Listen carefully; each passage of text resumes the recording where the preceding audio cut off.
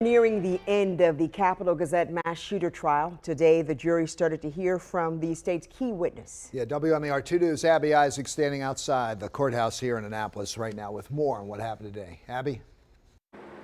The jury's being presented two completely different opinions about the gunman's mental health, with both sides trying to poke holes in the other's witness to try and gain the jury's trust.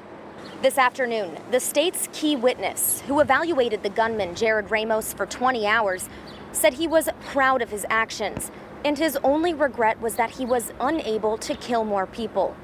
He described the defendant as flexible, clear, and appropriately emotional, ultimately diagnosing him with two personality disorders that he said would not impact his criminal responsibility. Earlier today, the jury heard from a forensic psychiatrist state expert and how his findings contradict the defense expert's findings. The doctor never interviewed Ramos directly, but used mental health reports and interviews of others to come to a conclusion. He believes the defense's mental health experts relied too heavily on direct accounts from the gunman without any corroboration, and he found evidence that his statements were inaccurate.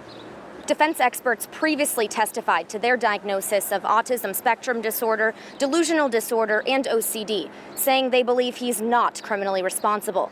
But it all comes down to how the jury interprets the experts. I spoke to a University of Baltimore law professor who's interested to see how the jury responds to all of this back and forth. Sometimes the experts, are presented perfectly and the jury doesn't get them. Get what you're trying to do. Sometimes the jury adopts an expert that might not seem to be the most important one. It's kind of a mystery, but you present it and you hope that your presentation accomplishes what you're trying to do. The state's key witness will be back on the stand tomorrow with closing arguments expected Thursday. In Annapolis, Abby Isaacs, WMAR 2 News.